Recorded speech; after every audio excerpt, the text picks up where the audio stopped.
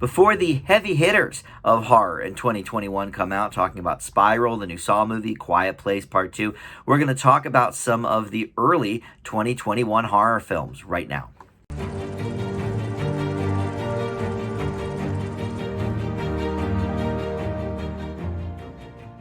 Hey guys, Dan here. This is Dan Reviews It, talking about three early 2021 horror movies in this video before we get to some of the biggies that are coming out soon.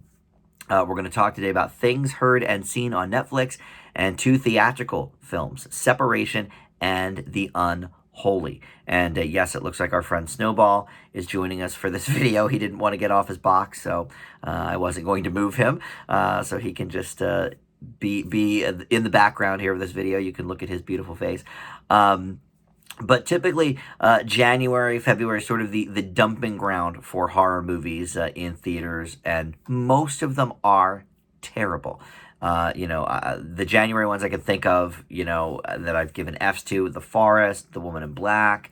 Last year, Fantasy Island, which I think was February, I gave that an F. So sort of, a nice dumping ground because not a lot of big movies come out in January, and horror movies are cheap to make, so okay, we'll just throw them in the theaters. But typically, you save the best horror movies for either the summer, which in this case would be A Quiet Place Part 2, or Halloween time, which in this case for this year would be the new Halloween movie with Jamie Lee Curtis. So, we've got these three movies now, and all of them, both critically and audience-wise, rotten on Rotten Tomatoes. They're all very negative. In fact, the lowest of them, and I won't even tell you which one, but the lowest of them has an 8% critical review. So these are not great films, and I didn't think they would be, but you got to kind of lump them together here, get them out of the way. So let's talk first about Things Heard and Seen. This is the one on Netflix. It just dropped a couple of weeks ago. And it stars a recent Academy Award nominee, actually, Amanda Seyfried. She was up for Mank, another Netflix movie. And here she plays Catherine, who in the 1980s, her and her husband, played by James Norton, who you might know from Little Women. They moved from Manhattan to this very small town in New York called Chosen, New York. And he becomes an art teacher at this small college, and then she is just sort of, going through her life trying to figure out what she's going to be doing with her life. She loves art, she loves reading, so she tries to find some friends in that vein. And in fact, she wants to sort of transform this little farm that they moved to into something a little bit, nicer and hip for their daughter, Franny. However, she finds this ring that has some significance to a previous woman that lived in that house. And suddenly things start turning very, very dark and spooky in the house. This movie is not good. It's your typical, a January horror dump movie. I mean, first of all, it's 2 hours long, and very, very few horror movies can sustain 2 hours. I think maybe that first Conjuring was 2 hours. The first both It's are well over 2 hours, but the second one is very long in the tooth. First one, I think, could kind of have that length. But for the most part, that's really asking a lot of your audience to sit there for 2 hours for the same kind of scares. And this is one of the major problems of this movie, is that the scares come very few and very far between. A common theme I think you might find with a couple of these movies that we're going to talk about today, not maybe all of them, but is that there's a lot more going on dramatically and with marriage on the rocks, and there's a kid involved. And in fact, the first two movies we're going to talk about, this one and Separation, both have this sort of horrible marriage thing. We hate each other. We have a daughter who's kind of the same age in each movie. Like, so there's some common themes right there. But look, one of two of the biggest sins, I should say, that any horror movie can give us is A, boring, and B, unintentionally funny. I mean, horror movies can have some jokes, but if they're unintentionally funny, then that's not a good sign. And this movie has both of these things in spades. James Norton is just this such a jerk. Like, you can just sense, okay, we get it. Like, he's the quote unquote villain, even though he's not the person or thing doing the horror. There's obviously some sort of other presence in this house that's doing things, but you want to see him, get his comeuppance because he sucks and he's cheating on Catherine and all of these things. And I'm not going to spoil the ending, but this ending, first of all, didn't make a ton of sense. And second of all, sort of unraveled everything that came before it. Like, it made the previous hour and 52 minutes or whatever just very pointless, I thought. So yeah, I don't know. I mean, there's maybe a couple of scares you could get out of this, but it's trying to do so many different things. Is it a ghost movie? Is it more of an other supernatural type of movie? Is there another force at play here? And then there's all this drama that nobody cares about. Yeah, easily an F from me. This is my first F of the year. But there may be another one coming, because next we're going to talk about, there's two other movies here to get to. And we're going to talk now about Separation. I actually paid to see this one in a theater. Was not satisfied with my purchase. This stars Rupert Friend and Mamie Gummer, actually, Meryl Streep's daughter. And they are this, couple that hate each other, and they're fighting over their young daughter, Jenny, played by Violet McGraw. And essentially, in this one, they sort of flip the personalities of the last film, where Maggie, Mamie Gummer's character, is sort of the put together one.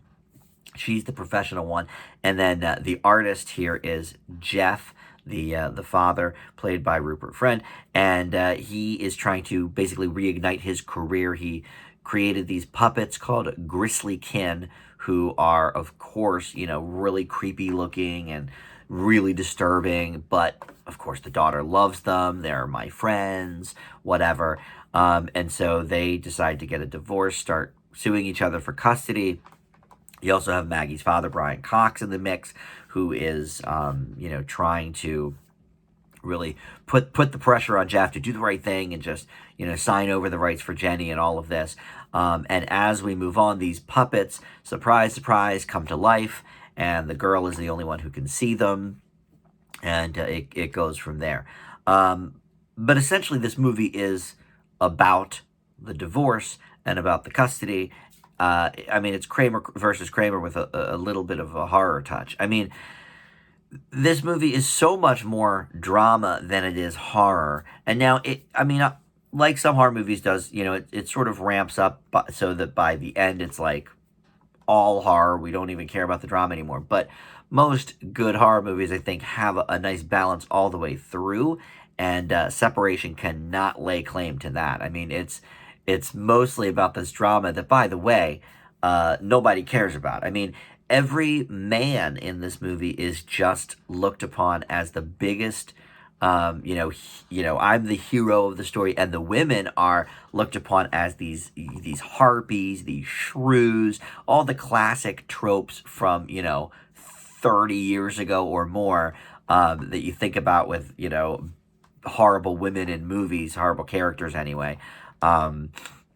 So, every woman is just like the worst, and, he's just trying to save the day, but really he's kind of a lousy father. He does try and find some work, and he ends up finding some as an inker from an old buddy, but, for the most part, he's a man-child, and can he really take care of this 8-year-old by himself? I would think probably not. But see, here again, I'm talking mostly about the drama portion of this horror film, because there's nothing to talk about with the horror film.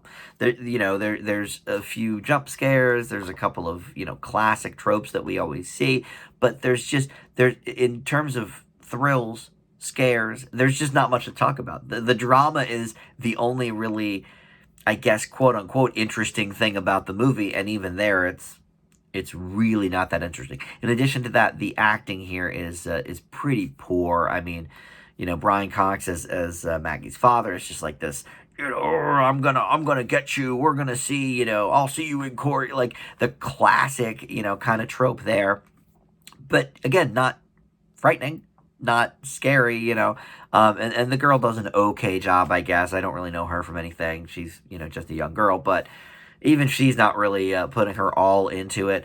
So this is another one. This is, by the way, the one with 8% on Rotten Tomatoes. Very, very poor score. This one gets an F from me, too. So the first 2 Fs of the year come in this video here with these 2 horror movies. All right, so let's talk about the final one, The Unholy.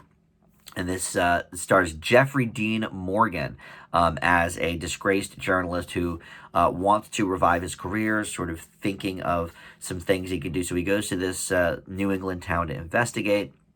And there we meet Alice, played by newcomer Cricket Brown, who is a deaf girl, but had a supposed visitation from the Virgin Mary. And all of a sudden she is able to hear, speak, and even heal the ill.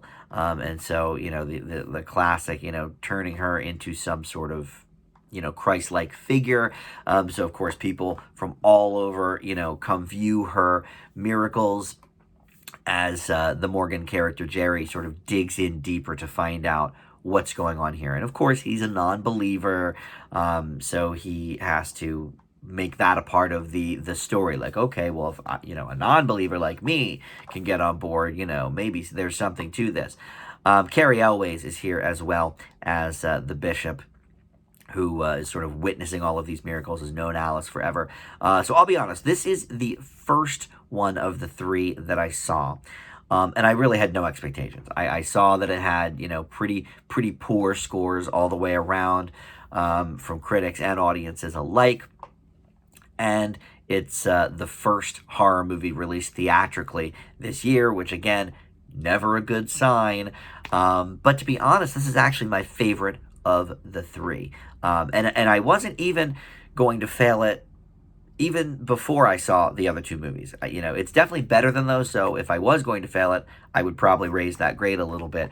But even from just seeing it, I thought, okay, this is actually not terrible. It's not good. I'm not going to give it a positive grade. I think the negative reviews are correct, but there's a few things I liked about this movie. First of all, Jeffrey Dean Morgan, he's sort of getting to be known as a horror type guy. Of course, he was the dad on Supernatural for a couple of years. Or maybe he came back later in the series. I just watched the first couple seasons, but spoilers for Supernatural 15 years ago. He dies in the early years. But anyway, he might come back on the show as a ghost or something. Who knows? But he did that other movie where it was like the Jewish exorcist, basically. I forget what it was called, but that was like maybe 4 or 5 years ago. So he's done, a few of these kind of horror movies, and he's really good at it. And he's just a likable dude in general. Everything he's in, he has this kind of swagger to him. I think it's why he was so successful with The Walking Dead. And, first time I saw him, I think, was in Grey's Anatomy when he was playing Denny, the sick patient that, again, spoilers for 16 years ago, Grey's Anatomy, he dies. But, he always has this charm about him, and that's why he's the comedian in The Watchmen. I think he dies in that too in the first scene, doesn't he? He loves to die. But here he is the reporter. He's not one of the dead. In fact, not many people do end up dying in this movie. It's more of a let's crack this case and figure out what happened with this girl and why she can hear all of a sudden, all of that. So it's not that sort of horror movie where a bunch of people do die. So, but he's, great character, whatever. But really, all three of the leads. I mean, this girl, Cricket Brown, she actually does a pretty good, convincing job as well. And then Carrie Elwes as the bishop, he's fine as well.